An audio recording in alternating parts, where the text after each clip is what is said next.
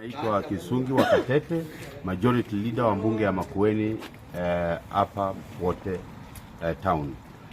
Kitu ya kwanza tunataka kusema, tumesikia sauti ya mwananchi kutoka Makueni kuhusu mambo ya maembe, na tunasikitika sana ya kwamba kuna ile kwa Kiingereza inaitwa post harvest losses kwa wakulima wetu. Poleni sana, lakini tunataka kusema hivi, wambunge wa Makueni wako hapa kwa sababu yenu, kwa sababu mliwachagua, na tumeamua kupambana na hii maneno kabisa.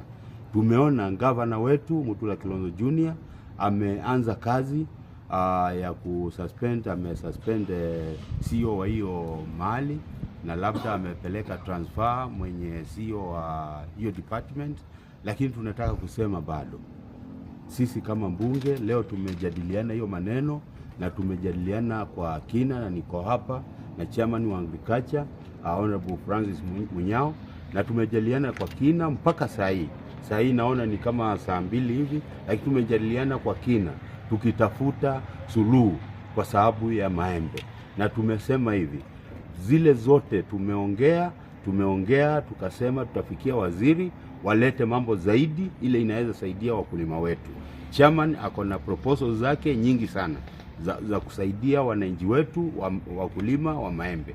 Lakini zaidi ya hiyo, tumetoa kamati maalumu ambayo tumefanya mchanganyiko wa kamati inaitwa Public Investment Committee na Public Accounts Committee. Tukasema wachunguze kabisa kama kuna mtu alifanyia watu wa Makueni dhuluma kuhusu ununuaji wa maembe. Tumesema huyo mtu lazima ajulikane na lazima sheria ichukue mkondo. Zaidi ya hiyo, tunataka kuambia watu wa Makueni, governor alichaguliwa na watu wa Makueni, na kazi ya kuchaguliwa kwa governor alipewa na watu wa Makueni ndio atafute watu wengine wa Makueni wafanyie watu wa Makueni kazi. Na kuna kitu inaitwa delegation. Governor hawezi kuwa accountant, governor hawezi kuwa supplies manager, governor hawezi kuwa daktari, hawezi kuwa kila kitu.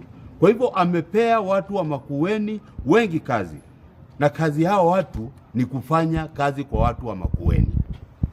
Na ukishindwa na kazi, sisi kama wambunge na wananchi wa Makueni tutakufukuza kwa hiyo kazi, na tutaongea na governor usipewe kazi nyingine hapa Makueni, kwa sababu tunasikitika sana. Hakuna mtu ametoka Kiambu, hakuna mtu ametoka mbali kuja kudhulumu watu wa Makueni. Ile wizi tunasikia kila mahali ikiongelewa, kuna watu fulani hata wanaitisha contractors pesa, ni watu wa Makueni wameandikwa na governor. Kwa hivyo sisi kama mbunge tunatuma onyo, uwe waziri tulikupitisha hapa mbunge, sisi ndio tulikupitisha. Wewe ni CEO, uwe unasimamia kamati gani yoyote, tulikupitisha hapa mbunge. Kwa hivyo tutakuwa tunaongea sana na governor afute hao watu wabaya wale wanaharibu sifa yake. Na sisi hatutaki governor wetu alaumiwe kwa mambo yenye hajafanya. Hawezi kuwa Kalamba akinunua maembe, governor hawezi kuwa hospitali akitibu wagonjwa. Lakini kuna watu wa hii Makueni wameandikwa, na wengine walitoka kwa serikali ile ilitoka, ambao hawataki kufanya kazi mzuri kwa watu wa Makueni.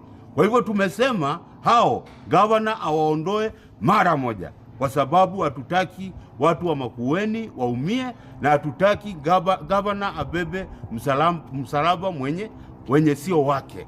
Asanteni sana.